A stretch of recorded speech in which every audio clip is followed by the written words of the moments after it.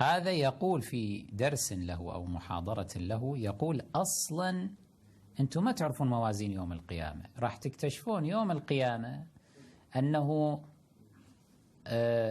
شمر بن ذي الجوشن لعنه الله سيدخل الجنة، ويدخل الجنة بقتله الحسين. عجيب، شلون؟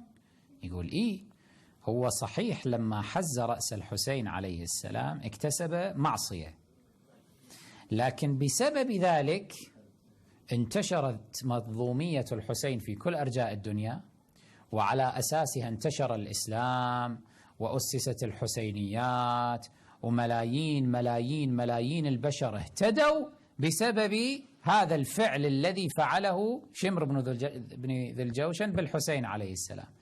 فيوم القيامة يصير كسر وانكسار، فلان هذه معصية ينقصوها منه، لكن في المقابل حسنات كثيرة عنده بقتله الحسين عليه السلام، فتغلب حسناته على سيئته هذه، فيقول له تفضل ادخل الجنة.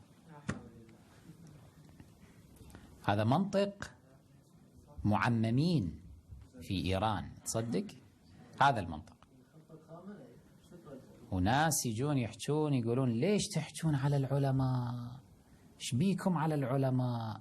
مو علماء، خبثاء شياطين، نعوذ بالله. الرواية الشريفة تقول أمثال هؤلاء أضر على الشيعة من جيش يزيد على الحسين عليه السلام. إلى هالدرجة دمروا الدين بالكامل، لعبوا بالدين لعب. إذا الشمر بن ذي الجوشن يدخل معانا الجنة، يعني على الإسلام السلام، على الدين السلام، راحت خلاص انتهى. شوف الفلسفة مالته شلون، شوف شلون يعني المنطق.